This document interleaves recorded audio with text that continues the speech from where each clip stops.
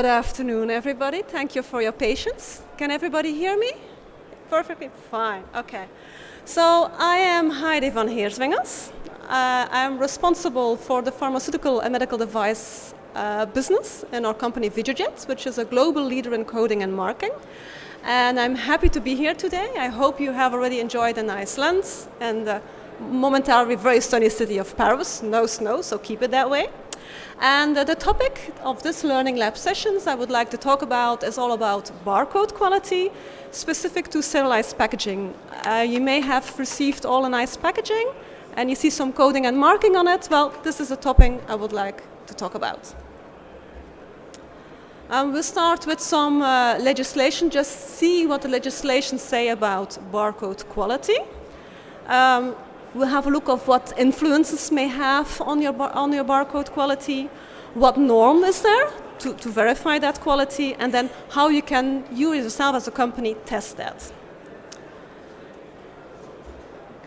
So I hope, in the meantime, you're already all very familiar with serialization and with legislation happening all over the world, whether it's in Europe, US, India, China, Brazil. And if your company needs to implement serialization, I sincerely hope you have already started, because the clock is ticking and deadlines are approaching fast. And we all know those projects tend to take longer than expected, 6 months, but bigger projects 2 years, so it's time you start working on it. Well, what we have learned as a company is that mainly the companies kind of say, well, the coding and marking part, that's the very easy bit. Everybody can do it. I just look for a supplier, I invest in equipment, and I print it.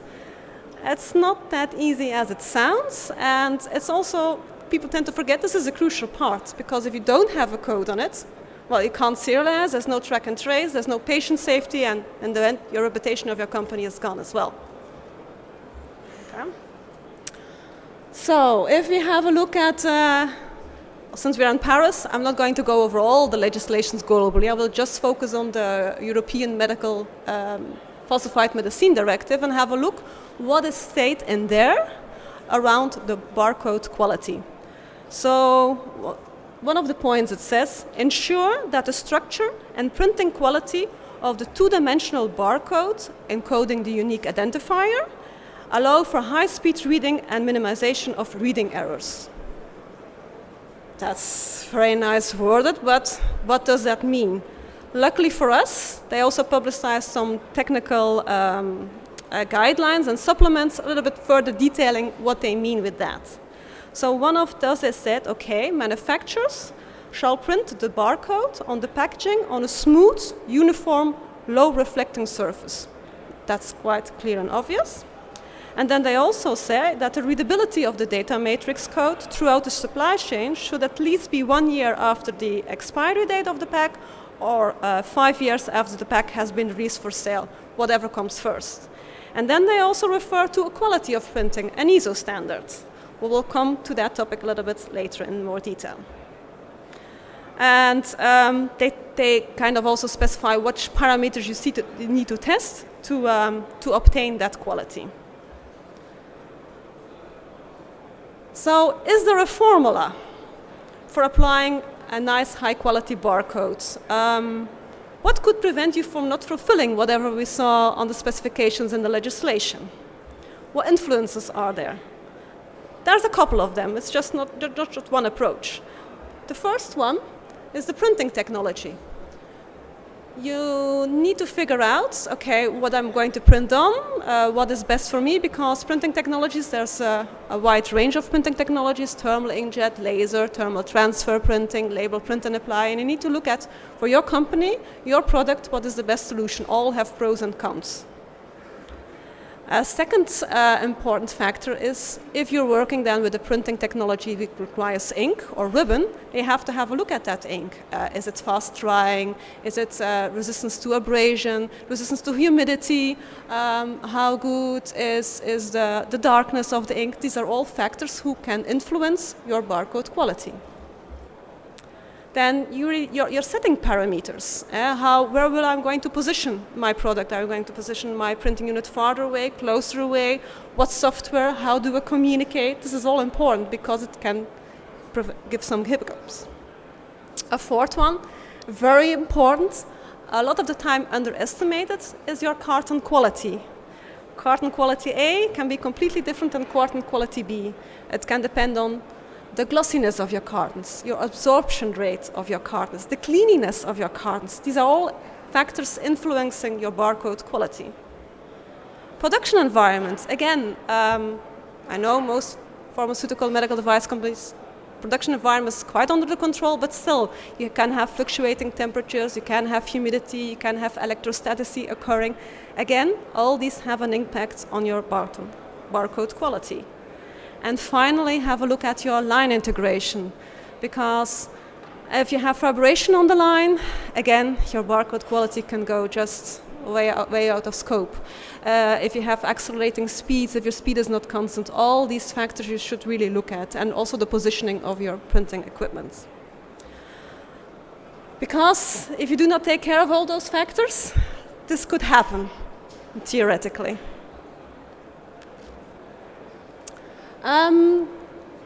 For your help, I have each time tried to include some examples we've seen in the practice and causes and things how to help sorting them out.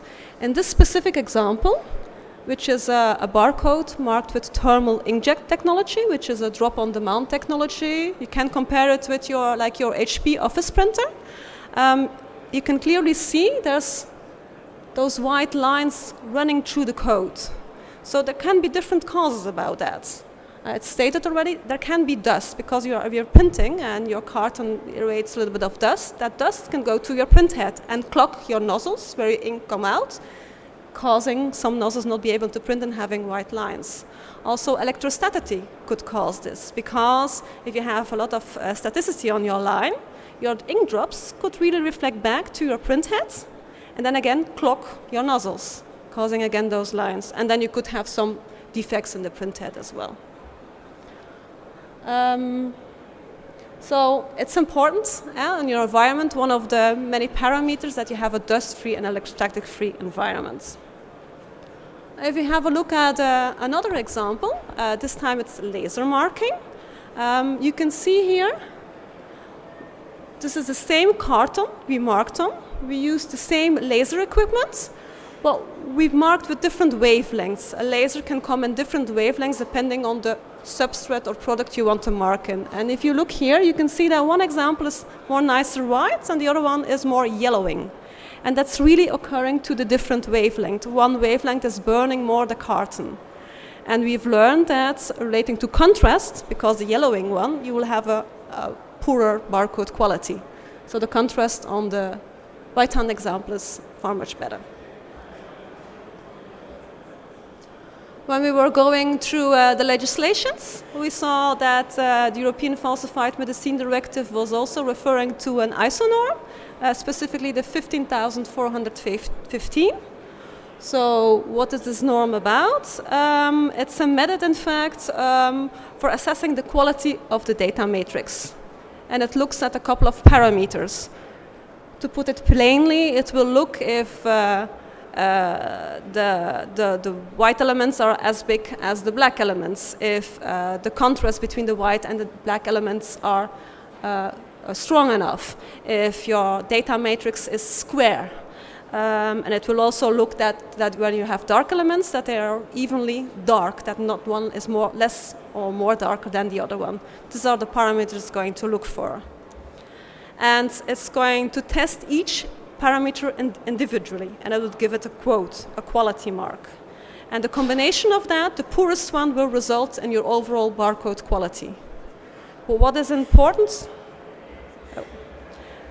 What is important to know is that you have to measure that not on your production line, but at standstill. This is a very specific specification of that ISO norm. Yep. And the minimal grades we are looking for, as was also stated in the Falsified Medicine Directive, would be a minimum of C. Some examples when we see, okay, where could be a failure in your grading and the quality according to this ISO norm. One could be like if you create a barcode on your labeler design on your software and you intend to make, let's say, a GS1 2D data matrix code. Well, there's a specific structure to that barcode. So if you omit, like for instance, the front application identifiers of the FNC in front of that barcode, the system will not recognize it, and you will get a failure. So you will have a wrong structure of the barcode. Visually, it may look like a good, perfect data matrix code, but it will not be able to decode it. It will not know what is really inside that barcode. Another example, let's see if you have like your barcode and it's a little bit damaged. If your barcode is damaged, what could be that, like the previous example we saw, there's some nozzles blocked, so not all the printing is happening. Or there could be even some particles in your carton, even some black particles in your carton that could impact also the look of your data matrix. Symbol contrast, so if you intended to have a nice dark barcode compared to white, and it's like a little bit grayish. Could it be that there's not enough pigmentation on your ink use, so it's not nicely black enough? It could be just that your carton material is very glossy, and if I have a glossy carton material, you don't really see very well the reflectance of your white and black. It blends out a little bit, so that could all impact your quality. And then if it's looking at the parameter for modulation, it could be, for instance, if I'm marking with the laser technology and I have some vibrations on my line, so that your carton goes a little bit like that, that means that my marking distance each time varies. So I'm marking deeper or non-deeper, which could really give an uneven mark and an uneven coloring, for instance. If you have your barcode is not really square, again, could be related to your line integration. If I have accelerations on my line, or my line is not moving at a fixed pace, it could cause your barcode just to be a little bit distorted. And it could also be that if I'm printing a barcode on a very porous material, so a material who absorbs a lot of ink, that my inks just bleed out on my material. Tyvek, if you know Tyvek material, that's so like a typical material which is very porous, and I've put an ink drop on it, it just spreads. Which makes that if I need to mark a nice square cell, instead of a cell I have a big blurb. There's ways to prevent that, you just reduce the amount of ink you spill, but at least you need to know that and you need to be careful. Again, some examples. Oh, I'm going too quick here. There's one missing. This is an example of a laser marking, and some background information perhaps on laser marking for those who are not familiar with it. There are different ways how a laser can mark. A laser can mark dots, circles, like this example you see here, but it can also work in raster mode, and raster mode is then really scribing vertical or horizontal lines. Ideally, you would use raster mode, because then you make nicely squares, so then you have a good barcode quality. The advantage of this methodology is that the speed is a little bit lower. It takes more time to scribe that barcode. So then sometimes we opt for dot marking. But as far as I know, and until science proves me differently, a dot in a square, it doesn't completely fit. You have some leftovers. It doesn't completely fit the square. So what we do then, we kind of try to overlap the dots. Like in this case, we kind of try to overlap the dots 30%, so fulfilling more the square. So it makes you have a better contrast and a better filled square of your barcode. And this example, we're moving again back to the thermal inkjet technology. You kind of see those streaks in your barcode. Now what could be the causes of that? Could be several causes. It could be your carton quality. It could be your ink quality. If your ink doesn't dry quickly enough and then suddenly it comes in contact with your line, then it just makes a streak if your ink is not dry. It could be your environment, like your humidity, the line integration. Like I said, if your carton is moving and it touches your conveyor belt sooner than intended, the ink needs to dry for a certain amount, 0.3 seconds, 0.5 seconds ideally. But once you do it faster, then you may get those streaks. And in this case, in this example, for instance, we had some humidity problems where this product was coded. Now, how do I ensure that high quality codes are applied? Which tests can I perform? because carton qualities, you know, as well, they get transport, they get sunlight, they get humidity. So how do I know that? I'm marking this, it's perfectly fine in my factory, but then along the supply chain, how do I know where my carton ends up, that I still have a good quality code? There's some topic, if you go back, I each time go back to the legislation because it all ties together. It does say it needs to be, that code needs to be readable for 5 years or after the expiry date of the pack. So how do I know my code is still readable? Well, we have developed a testing procedure together with an independent German institute. So to test the combination of the printing technologies selected, of your substrate, of your parameters, and your inks. So all that combination, and we just tested out how good is this code, and also during the lifespan of your product. So for that, we have different tests on a wide variety of technologies. So depending on what technology is connected, certain tests can be applied. We can go for light fastness. So it will look how your code withstand UV light, because whatever you use, a code will fade during time. So it will tell you how long your code will last and has a good quality. It will also can tell you how good your code is resistance to water. If you have a cold chain environment, how good the code withstands to that. Abrasion, because your carton sometimes transport, it gets stuck, how good the code remains on your carton, how good it's fixed.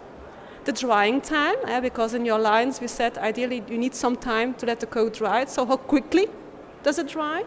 And then just the ISO norm, it also tests the ISO standards, so how good the quality of your code is.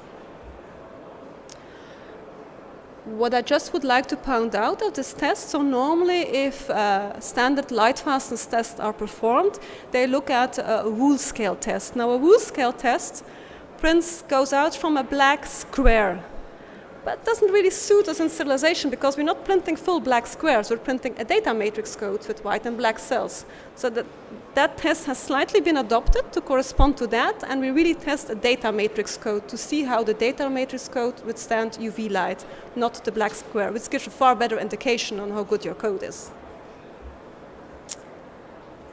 And for that, we initiated ourselves some tests. We looked in the market, we asked the suppliers of the main pharma carton qualities to give us samples, and starting some tests ourselves to see, well, how big is that variation? Because I can tell you, the ink is important, the carton is important, drying time. Now, we wanted to find out how big those variations is, and I just would like to show you some examples. This is not the full test, just some extract of the results we obtained, and we really saw a wide variation. So if we start initially just making a DataMatrix code unique identifier, most of the cartons kind of performed okay. We graded them, we tested them, and they all passed. Once we start introducing the additional elements like drying times, we're starting to see a wide variation. Some cartons performed very nice, other ones just failed the test, need a longer time. So we really saw, hey, okay, there's a big interest and then a big contrast. And then we also saw on the different inks, higher pigmented inks, we obtained also better result than lower pigmented inks. If we went it one step further and also introducing the light fastness test, the results even became, more variations were even shown. We saw that the same inks on different cartons, completely different behavior. And then same cartons with different inks, again, completely different behavior. So it really, and some results were really wide out of one another. So it really proved like, okay, you really need to take every factor in account and test it all. Okay, this just shows you some of the results obtained, and you see it's like a doubling result, so they're way out of one another. And this is then really, if you look at the same material but different inks, again, different results. And then when we went down, of course, the further you go, you light fastest, you can test it in several degrees. You can say my code needs to last 1 year, 2 years, 5 years. The further down you go, you can imagine the further down your results go as well. Luckily, we found enough cartons who passed and could maintain for 5 years or more. But some failed. So in all, to conclude this test, the relevant findings were like for us, okay, every carton is different, every ink is different, combinations give different result, higher pigmented inks get better contrast. Paper quality, carton is really, really very crucial, very important. And yeah, you really have to test the combination of all the factors to be sure. Just don't think that if one carton and one ink pass, it will be valid for all your cartons and your inks you use. It's not the case. Again, some examples. Laser marking, an important factor we found when you make lasers and you scribe, you create dust. And for some of the, if you create dust, you need to vacuum out those dust because otherwise you're polluting your air. And we found out that carton materials, different carton materials create different amounts of dust. You can see this example here. We just marked the cartons and we just put a DESA film on it and then looked how much dust was generated. And you clearly see the difference. Yeah, there's a lot more dust in one carton quality than another. Again, you need to take that into account. And then this example here on lasers, you kind of see again more a whiter marking and a more yellowing marking. This is slightly different than the previous example I showed about a whiter and a yellowing marking. Here we didn't change the wavelengths. Well, all the parameters were the same except we changed the carton here. And we saw that one carton had a nice white result and another carton had a more yellowing result. Now this was really related to the structure of the carton and the ingredients of the carton. Typical, the kaolin, the China clay we call it, can, if there's not enough amount of that in your carton quality, then you can get this yellowing effect, this more burning effect because the carton is less protected. Okay.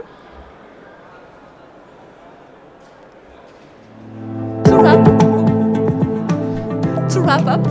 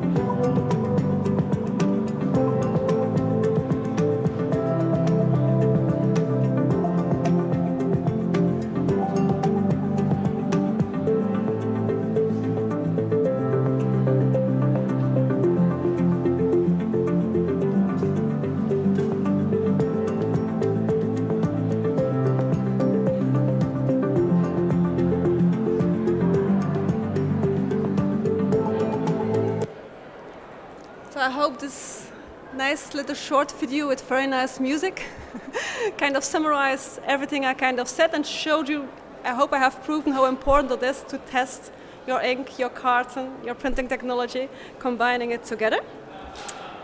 I'm almost to the end of the presentation. I already told you I work for Videojet, who is the global leader in coding and marking.